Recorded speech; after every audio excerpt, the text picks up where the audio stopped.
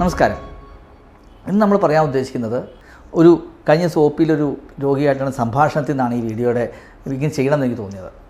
അപ്പോൾ രോഗി വന്നു, രോഗിയുടെ രോഗലക്ഷണങ്ങളൊക്കെ നോക്കി. ഒരു 2 വർഷമായിട്ട് ആർത്രൈറ്റിസ് ഉള്ള ഒരു രോഗിയാണ്.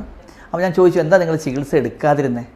അപ്പം പറയുവാണ്, ഡോക്ടർ ഞാനിത് അസുഖം വന്നപ്പം ഒരു ആർത്രൈറ്റിസിൻ്റെ ഒരു സ്പെഷ്യലിസ്റ്റിനെ കാണാൻ പോയി. സ്പെഷ്യലിസ്റ്റിനെ കാണാൻ പോയിട്ട് HCQ എന്ന് പറഞ്ഞ മരുന്ന് എനിക്ക് തന്നു. ആ മരുന്ന് കഴിച്ചത് എനിക്ക് ഭയങ്കര അലർജിയായി. എല്ലാ അലോപ്പതി മരുന്നും എനിക്ക് അലർജിയാണെന്ന് വിചാരിച്ചു. എന്ത് ഡോക്ടർ അലർജി പോലും നോക്കാതെ എനിക്ക് മരുന്ന് തന്നെ. അതിനുശേഷം ആ ഭാഗത്തേക്ക് ഞാൻ പോയിട്ടില്ല. എന്താണ് അലർജി? അപ്പോൾ അതാണ് ഫസ്റ്റ് ക്വസ്റ്റ്യൻ. അപ്പോൾ ഇത് അലർജി എന്ന് പറയുന്നത് എന്താണ്? ഇത് ഡോക്ടർ ആ മരുന്ന് നോക്കാതെ കൊടുത്തുകൊണ്ടാണോ അലർജി ഉണ്ടായത്? അലർജി വന്നാൽ നമ്മൾ എന്ത് ചെയ്യണം? എന്തുകൊണ്ട് അലർജി ഉണ്ടാകുന്നു? തുടങ്ങിയ കാര്യങ്ങളാണ് നമ്മൾ ഡിസ്കസ് ചെയ്യാൻ ഉദ്ദേശിക്കുന്നത്. അലർജി എന്ന് പറയുന്ന ഒന്നാമത്തെ ടെർമിനോളജി നമ്മൾ മനസ്സിലാക്കേണ്ടത്,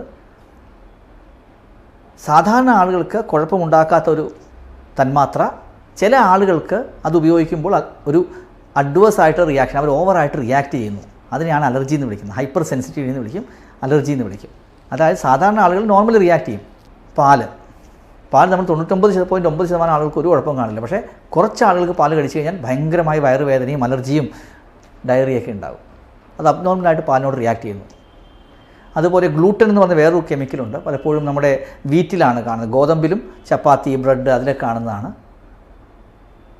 എഗെയിൻ ബഹുഭൂരിഭാഗം ആളുകൾക്കും അത് കഴിച്ചാൽ ഒരു കുഴപ്പവും കാണത്തില്ല. പക്ഷേ ചിലർക്ക് ഇത് കഴിച്ചു കഴിഞ്ഞാൽ ഭയങ്കരമായ അലർജി ഉണ്ടായി അവർക്ക് ചൊറിച്ചിലും പലതരത്തിലുള്ള അസുഖങ്ങളും ഉണ്ടാകും.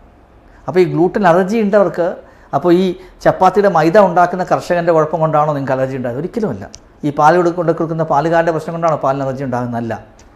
നമുക്കൊരിക്കലും പ്രിഡിക്റ്റ് ചെയ്യാൻ പറ്റില്ല ആർക്ക് ഇതിന് അലർജി വരും എന്ന് നമുക്ക് പ്രിഡിക്റ്റ് ചെയ്യാൻ സാധിക്കില്ല. അതാണ് സത്യാവസ്ഥ. ഫോർ എക്സാമ്പിൾ, ഒരു മരുന്ന് HCQ എന്ന് പറയുന്ന മരുന്ന് നമ്മളൊരാൾ കൊടുത്തു കഴിഞ്ഞാൽ ഒരു 98% ആളുകൾക്കും ഒരു തരത്തിലുള്ള അലർജി ഉണ്ടായാൽ സാധാരണ വളരെ സേഫായിട്ടുള്ള മരുന്നാണ്. പക്ഷേ 1-2% ആളുകൾക്ക് അലർജിക്കുള്ള ചാൻസ് ഉണ്ട്. അപ്പോൾ നമുക്ക് എങ്ങനെ തിരിച്ചറിയാൻ സാധിക്കുക? അങ്ങനെ തിരിച്ചറിയാനുള്ളൊരു മെത്തേഡ് ഇല്ല എന്നുള്ളതാണ് ഇന്നത്തെ ലോകത്തിൽ ഡിസ്കവർ ചെയ്തിട്ടില്ല. അത് കൊടുത്തു നോക്കുക, ചെറിയ ഡോസിൽ കൊടുത്തു നോക്കുക എന്നുള്ളത് മാത്രമാണ് നമുക്ക് ചെയ്യാവുന്നത്. അപ്പോൾ അലർജി എന്ന് പറയുന്ന ഒന്നാമത്തെ കാര്യം നമ്മൾ മനസ്സിലാക്കേണ്ടത് അൺപ്രഡിക്റ്റബിൾ ആണ്. ആർക്കും നമുക്ക് പ്രെഡിക്റ്റ് ചെയ്യാൻ സാധിക്കില്ല. പിന്നെ നമുക്ക് എന്താ ചെയ്യാൻ സാധിക്കുക? അലർജി വരുമ്പോൾ എന്താണ് ചെയ്യേണ്ടതെന്ന് പേഷ്യൻറ്റിനോട് പറയാം. അതാണ് നമുക്ക് ചെയ്യാൻ സാധിക്കുക. ഏത് മരുന്നിനും ഫോർ എക്സാമ്പിൾ മെതോട്രെക്സൈഡ് ഒരിക്കലും അലർജി ഉണ്ടാക്കാത്ത മരുന്നാണ്. ഫോളിട്രാക്സ് ഒക്കെ നമ്മൾ കഴിക്കുന്ന ആഴ്ചയിൽ കഴിക്കുന്ന മരുന്ന്. പക്ഷേ അതിന് കഴിഞ്ഞ ദിവസം എൻ്റെ വളരെ ക്ലോസ് ആയിട്ടുള്ള സുഹൃത്തിന് മെതോട്രെക്സൈഡ് ആർത്രൈറ്റിസിന് വേണ്ടി കൊടുത്തു. പുതുക്കി അത് കഴിച്ച് കഴിയുമ്പോൾ ദേഹത്ത് മൊത്തം ചൊറിച്ചില്ല. ഒരു പ്രമുഖനായ കേരളത്തിലെ ഡോക്ടറാണ്, ആർത്രൈറ്റിസിന് വേണ്ടി കഴിച്ചാണ്. പക്ഷേ അങ്ങനെ അലർജി ഉണ്ടാകും. അപ്പോൾ പുള്ളിക്ക് ഒരു വളരെ ലേണഡ് മനുഷ്യനായത് പുള്ളിക്ക് അറിയാം ഇത് ഭയങ്കര റെയറാണ് അലർജി. എന്നെ വിളിച്ച് പറഞ്ഞു എനിക്ക് ഇതിനും അലർജി വന്നു എന്ന്. Such A rare thing. അപ്പോൾ മെതോട്രെക്സൈറ്റിനും അലർജി ഉണ്ടാകാം. അപ്പോൾ അലർജി ഇല്ലാത്ത മരുന്നുകളില്ല. പക്ഷേ അലർജിയുടെ തോതിൽ വ്യത്യാസം വരാം. ഫോർ എക്സാമ്പിൾ, സൾഫാസലസിൻ എന്ന് പറഞ്ഞാൽ സാസ് എന്നൊക്കെ പറയുന്ന മരുന്നാണ് ഏറ്റവും അലർജിക്ക് ചാൻസ് കൂടുതൽ. ഒരു 5-8% ആളുകൾക്ക് അത് അലർജി ഉണ്ടാക്കാം. അതേസമയം HCQ എന്ന് പറഞ്ഞാൽ അതിനേക്കാളും കുറച്ചുകൂടി കുറവാണ്. ലെഫ്ലൂണമൈഡ്, മെതോട്രെക്സൈഡൊക്കെ അതിനേക്കാളും കുറച്ചുകൂടി കുറവാണ്. അപ്പോൾ അലർജിയുടെ തോതിൽ വ്യത്യാസമുണ്ട്. പക്ഷേ നമ്മൾ അലർജി മാത്രം നോക്കിയിട്ടല്ലോ എപ്പോഴും ഗുളിക കൊടുക്കേണ്ടത്. നമ്മൾ കൊടുക്കേണ്ടത് ഗുളികയ്ക്ക് ഏത് രോഗിക്ക് ഏത് അസുഖമുണ്ടോ ആ അസുഖത്തിന് ഏതാണ് ഏറ്റവും സ്യൂട്ടബിൾ, അയാളുടെ ബാക്കി കണ്ടീഷൻ കൂടി നോക്കിയിട്ടാണ് നമ്മൾ മരുന്ന് തീരുമാനിക്കുന്നത്. അപ്പോൾ അങ്ങനെ വരുമ്പോൾ ഫോർ എക്സാമ്പിൾ ഏറ്റവും സേഫ് ഈ വാതരോഗത്തിൻ്റെ മരുന്നുകൾ HCQ ആണ് ഏറ്റവും സേഫസ്റ്റ് ആയിട്ടുള്ള മരുന്ന്. ഏറ്റവും സൈഡ് എഫക്റ്റ് കുറയുന്നത് മരുന്ന് HCQ ആണ്, ഒരു സംശയമില്ല. അപ്പോൾ HCQ കൊടുക്കുമ്പോൾ ഒരു 100-2-3 ആളുകൾക്ക് അലർജി ഉണ്ടാകാം. അത് നമ്മൾ നേരത്തെ പറയും, ഈ ഗുളിക കഴിക്കുമ്പോൾ ഇന്ന ചൊറിച്ചിൽ വരുന്നു അല്ലെങ്കിൽ ദേഹത്ത് ചൊറിഞ്ഞ പാടുകൾ വരുന്നെങ്കിൽ നിങ്ങൾ നിർത്തണം. അപ്പോൾ അലർജി അൺപ്രഡിക്റ്റബിൾ ആണ്.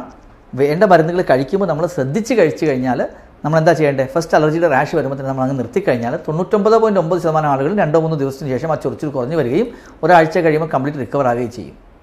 ഇത് പക്ഷേ നമ്മൾ എന്താ ചെയ്യേണ്ടത്? ഒരു ഗുളിക കഴിച്ച് അലർജി വന്നു കഴിഞ്ഞാൽ ഡെഫിനറ്റ്ലി ഡോക്ടറോട് പറയുക, ഡോക്ടറെ എനിക്കിത് അലർജിയായി.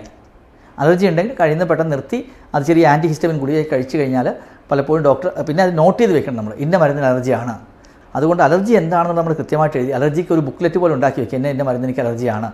അത് കഴിച്ചു കഴിഞ്ഞാൽ പ്രശ്നമുള്ളത് കൊണ്ട് അത് മാറ്റി വയ്ക്കുക. അപ്പോൾ ഒരിക്കലും അലർജി വരുന്നത് ഒരു അൺപ്രഡിക്റ്റബിൾ ആണ്. അതുകൊണ്ട് അത് ഡോക്ടറുടെ കുറ്റം കൊണ്ട് വരുന്ന ഒരു സംഭവമല്ല ഈ അലർജി എന്ന് പറയുന്നത്. പക്ഷേ ഇഞ്ചക്ഷനുകളിൽ നമുക്ക് കുറച്ച് ടെസ്റ്റ് ഡോസ് കൊടുക്കാം. ചില ഇഞ്ചക്ഷനിൽ ഫോർ എക്സാമ്പിൾ പെൻസിലിനാണ് സാധാരണ നമ്മൾ ടെസ്റ്റ് ഡോസ് കൊടുത്ത് നോക്കുന്നത്. ബാക്കിയുള്ള ഇപ്പം റിറ്റുക്സിമാബ് ഇൻഫ്യൂഷൻ അലർജി വരാം. അതുകൊണ്ടാണ് നമ്മൾ 8 hours ഒക്കെ എടുത്തിട്ടാണ് പലപ്പോഴും റിറ്റുക്സിമാബ് ഇൻഫ്യൂഷനായിട്ട് ഞരമ്പിലൂടെ കയറ്റുന്നത്, ഡ്രിപ്പായിട്ട് കയറ്റുന്നത്. ആ റിറ്റുക്സിമാബിൻ്റെ ആദ്യം നമ്മൾ എന്താ ചെയ്യുന്നത്? 1-2 ഡ്രോപ്പ് കൊടുത്ത് നോക്കുക IV ആയിട്ട്. അതിനുശേഷം പതുക്കെ 15 മിനിറ്റ് കഴിഞ്ഞ് കുഴപ്പമില്ലെങ്കിൽ 2 ഡ്രോപ്പ് 6 ഡ്രോപ്പാക്കും 8 ഡ്രോപ്പാക്കും അങ്ങനെ പതുക്കെ കൂട്ടിക്കൊണ്ട് പോകും.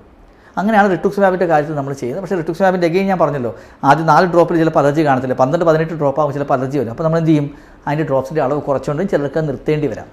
അപ്പോൾ അലർജി എന്ന് പറയുന്നത് അൺപ്രഡിക്റ്റബിൾ ആയതുകൊണ്ട് എന്താ ചെയ്യേണ്ടത്, പുതിയ മരുന്ന് എപ്പോൾ നോക്കുമ്പോഴും നമ്മളത് കൃത്യമായിട്ട് നോക്കണം, എനിക്ക് എന്തെങ്കിലും അലർജി വരുന്നുണ്ടോ എന്നുള്ളത് ശ്രദ്ധിക്കുക.